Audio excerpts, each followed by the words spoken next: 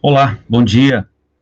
Muito feliz em poder encontrar você aqui nessa sala virtual para mais uma aula da nossa disciplina de teoria das organizações. E como falamos no encerramento da aula passada, hoje vamos iniciar com uma visão panorâmica de Max Weber, um importante sociólogo alemão que preconizou a chamada teoria da burocracia. Veja bem, se para você a palavra burocracia tem uma conotação negativa, e talvez muito provavelmente lembre um excesso de papéis, regulamentos, pense novamente. A palavra burocracia, no seu sentido original, indica uma forma de organização que se baseia na racionalidade das leis. A conotação negativa dos papéis e regulamentos tem a sua origem, portanto, nas disfunções da burocracia, e não na burocracia propriamente dita. É claro que caiu no jargão popular chamar problemas de ordem documental, processual, de burocracia, ou excesso de burocracia. Na verdade, quando nós minimizamos a, os trâmites burocráticos, por assim dizer, nós estamos mitigando as disfunções da burocracia. Foi o cientista alemão, portanto, Max Weber, na década de 1920, quem fez os estudos pioneiros sobre as burocracias e o que ele chamou o tipo ideal de burocracia. Esses estudos desse pesquisador foram traduzidos para o inglês aí na década de 1940. Para Weber, a sociedade e as organizações modernas são sistemas de normas impessoais. São as organizações, perdão, são as normas ou as leis que regem o comportamento das pessoas. Na sociedade primitiva, ao contrário, é a vontade ou o capricho dos governantes que regia o comportamento das pessoas. Weber não tentou definir as organizações, nem estabelecer padrões de administração que elas devessem seguir. Não, esse não era o seu intento. O tipo ideal não é um modelo prescritivo, mas uma abstração descritiva. É um esquema que procura sintetizar os pontos comuns à maioria das organizações formais, modernas. Weber descreveu as organizações burocráticas como máquinas totalmente impessoais, que funcionam de acordo com as regras que ele chamou de racionais. Regras que dependem de lógica e não de interesses pessoais. As características do tipo ideal estão presentes em todas as organizações da sociedade moderna.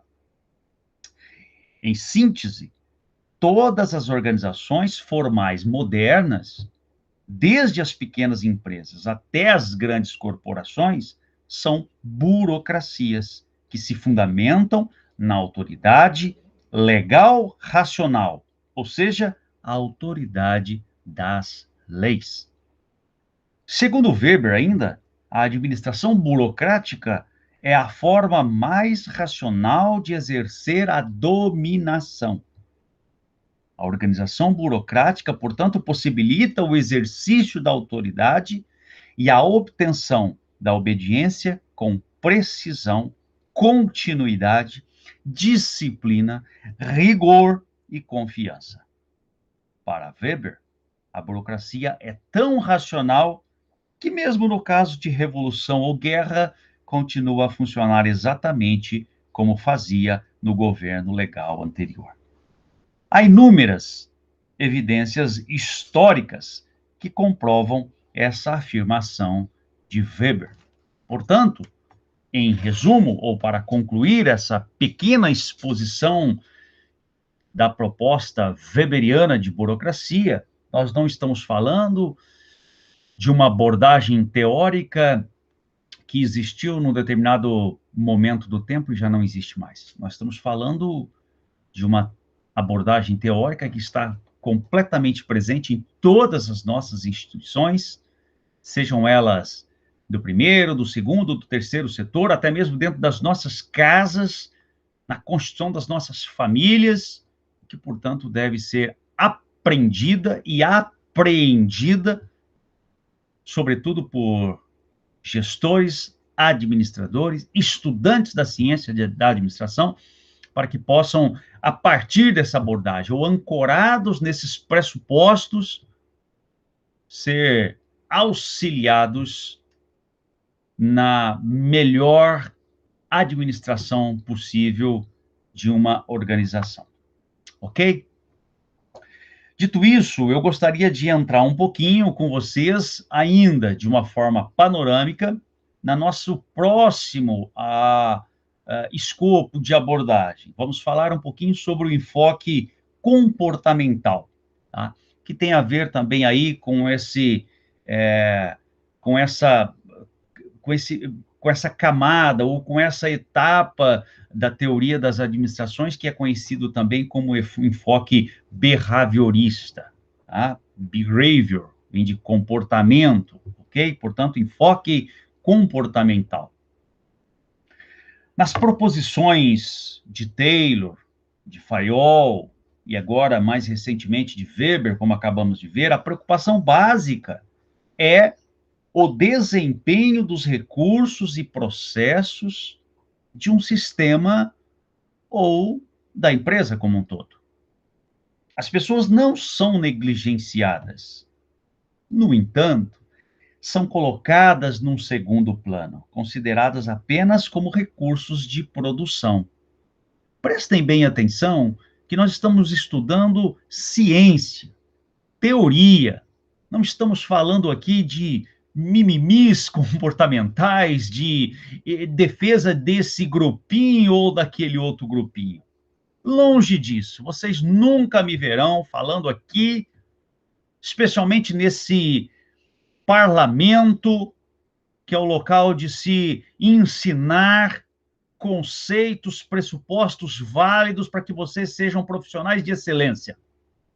O meu interesse aqui é discutir com vocês as teorias que foram estabelecidas por grandes pensadores e que hoje são bastante válidas para a nossa consistente formação.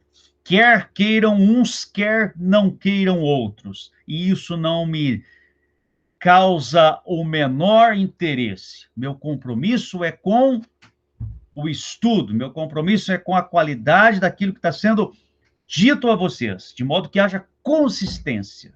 Ok? Se tiverem alguma dúvida nesse parêntese que eu abri aí, vocês podem me escrever no fórum. Fiquem à vontade e vocês vão entender melhor como é a minha forma de trabalhar, especialmente com essa responsabilidade que nós temos de formar pessoas, homens e mulheres aptos para dirigir uma empresa.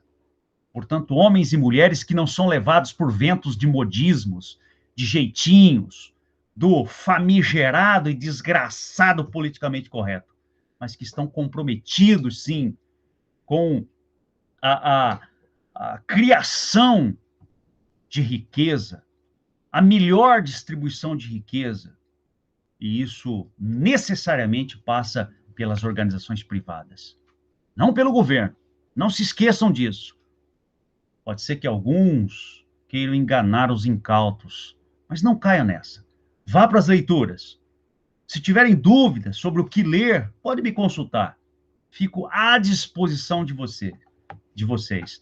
Não para te dar uma abordagem tendenciosa, mas para ajudá-lo a descortinar, a tirar as vendas dos olhos que muitas vezes nós temos. E quando falo nós, é nós mesmos. Eu, inclusive, estou incluído com vocês. E que por muitas vezes termos essas vendas e virmos para o ambiente universitário com essas vendas, é que muitos, abre aspas, espertos, feche aspas, se aproveitam de que os olhos de muitos estão vendados e os tomam pela mão, dizendo que vão levá-los a bom termo, que vão levá-los a um porto seguro. Mentira! Mentira! Só a leitura e o estudo e o conhecimento pode libertar vocês das amarras desses lobos vorazes. Fecham os parênteses, voltamos aqui à nossa aula. O enfoque comportamental, portanto, é outra maneira que nós temos de enxergar as pessoas nas organizações. Essa metodologia, por assim dizer, vai considerar as pessoas em sua totalidade e como parte mais importante das organizações e de seu desempenho. Quando você adota o enfoque comportamental, as pessoas ficam em primeiro plano.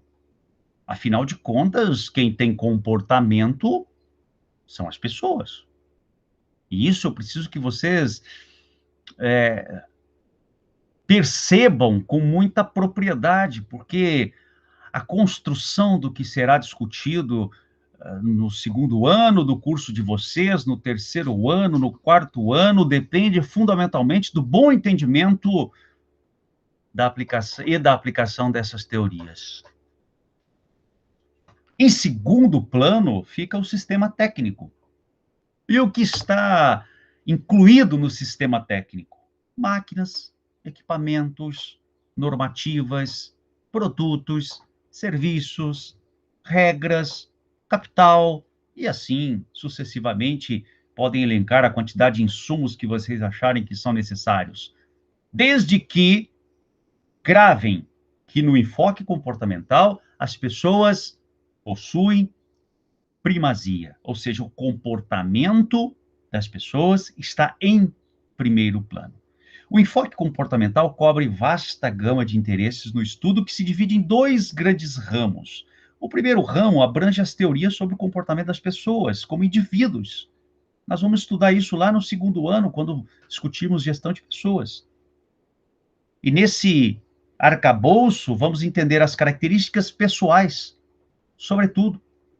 O segundo ramo vai abranger as teorias sobre o comportamento coletivo nas organizações, cobrindo temas como clima organizacional, cultura organizacional, grupos informais, na constituição da própria estrutura organizacional.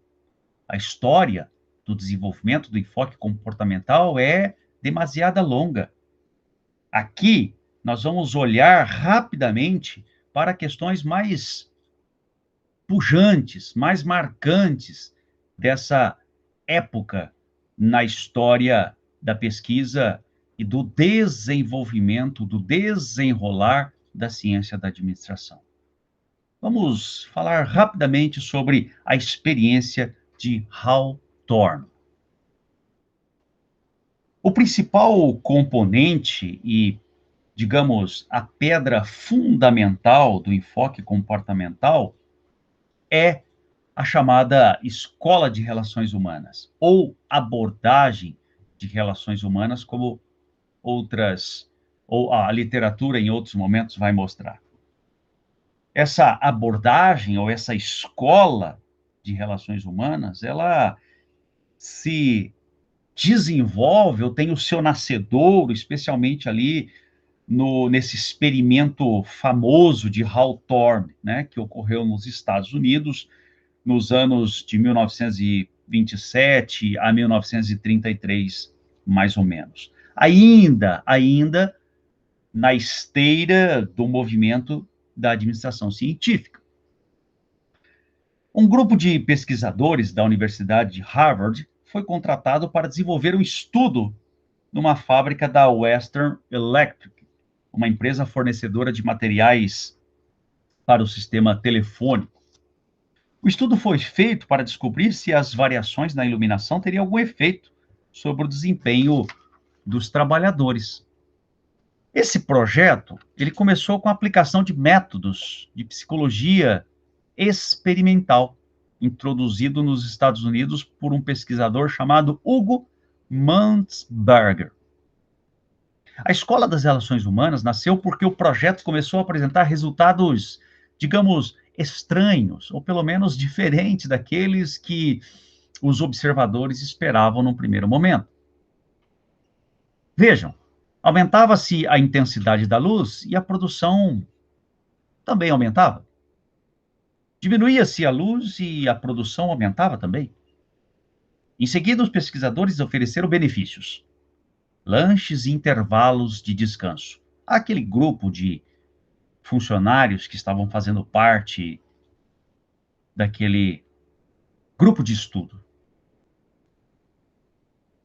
A produção continuou aumentando. Finalmente, todos os benefícios foram retirados. A produção, ao invés de cair, subiu para uma quantidade espantosa. Os pesquisadores somente conseguiram demonstrar que não havia qualquer correlação simples e direta entre os fatores que eles estavam manipulando, por exemplo, iluminação e os demais benefícios, e a produtividade, quantidade de peças produzidas. Foi nessa altura do campeonato que chamaram o professor Elton Mayo, australiano, radicado nos Estados Unidos, para ajudar a explicar o que estava acontecendo. Como resultado de um trabalho de entrevistas em profundidade, implementado por esse pesquisador, convidado exclusivamente para buscar explicações desse ocorrido, o professor Maio e seus colaboradores interpretaram os resultados do experimento e formularam uma série de conclusões que criaram uma nova filosofia de administração. Em essência, essas conclusões diziam que o desempenho das pessoas era determinado não apenas pelos métodos de trabalho, segundo a visão da administração científica, mas também pelo comportamento. Vejam que aqui nós temos um novo ingrediente sendo adicionado a essa experimentação incipiente ainda da ciência da administração. O que tínhamos ali na escola científica, na escola clássica, estava restrito aos métodos de trabalho. Lembram-se disso? Caso tenha alguma dúvida, retornem lá nas aulas passadas e assistam novamente. Isso é muito importante. Aqui nós temos a adição de um elemento que vai mudar completamente a forma de se olhar essa dinâmica organizacional, que é o comportamento humano. Portanto, essa equipe, liderada pelo professor Elton Maio, chega a algumas conclusões, as quais eu passo a apontar as principais para vocês. A qualidade do tratamento dispensado pela gerência aos trabalhadores influencia fortemente seu desempenho. Em síntese, eu diria que bom tratamento, bom desempenho. O sistema social, formado pelos grupos, determina o resultado do indivíduo, que é mais leal ao grupo do que a administração. Perceberam isso? Se o grupo resolve ser leal à administração, o resultado é positivo para a empresa. O resultado é negativo para a empresa quando o grupo resolve atender a seus próprios interesses. Os supervisores deveriam fazer o papel não de capatazes, mas de intermediários entre os grupos de trabalho e a administração superior. E parece que essa terceira conclusão que eu acabei de mencionar para vocês aqui nos remete muito àquilo que eu expus para vocês com muita propriedade, com muita consistência nas aulas passadas sobre essa importância estratégica dos gerentes de nível médio hoje nas corporações. Mais uma vez, eu chamo a atenção de você, caso tenha alguma dúvida em relação ao que eu estou falando nessa aula, que visite as aulas passadas, e o bom das aulas estarem gravadas é que você pode retomá-las e assisti-las quantas vezes julgar necessário para o seu bom aprendizado, fixação de conceitos, ideias. As conclusões de Maio lançaram as bases de uma filosofia de administração, a filosofia das relações humanas. Outros autores, alguns dos quais vinham desenvolvendo trabalhos anteriores, produziram outras contribuições que juntaram para compor o moderno enfoque comportamental. Na década de 1930, Kurt Lewin liderou pesquisas a respeito da influência do grupo sobre o comportamento individual. E a partir de seu trabalho, desenvolveram-se os conceitos e as técnicas da chamada dinâmica de grupo.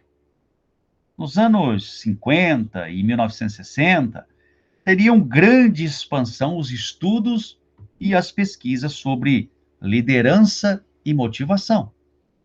Nos anos 1990, começou-se a estabelecer a teoria da chamada inteligência emocional. O enfoque comportamental compreende hoje vastíssimos territórios de conceitos e técnicas que exigem de você, de mim, de nós, muito estudo para ser conhecido de forma adequada.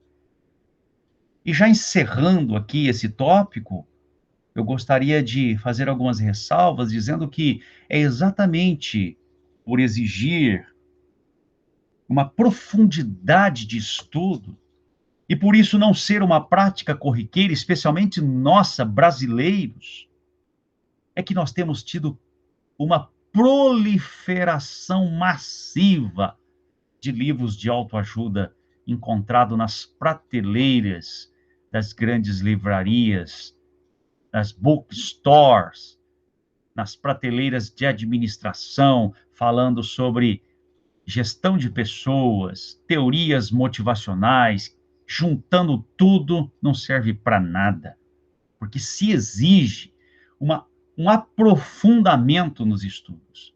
Mas não é isso que as pessoas querem ler. Isso não é vendável.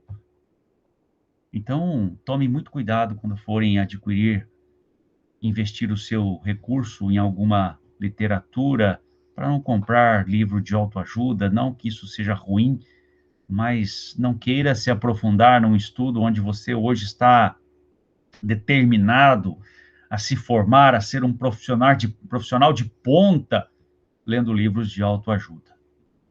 Perdoe-me minha sinceridade, aos poucos vocês vão me conhecendo e vão descobrindo que é assim que eu penso, e eu tenho que dizer aquilo que penso. Mais uma vez, também me coloco à disposição, caso tenham interesse em se aprofundar alguma área, algum subsistema dessa ciência da administração, e queiram adquirir algum livro, alguma literatura, fiquem à vontade para escrever no fórum, e eu, com muita alegria, responderei a você dando boas indicações de leitura. Tudo bem? Então, nos vemos na próxima aula. Até daqui a pouco.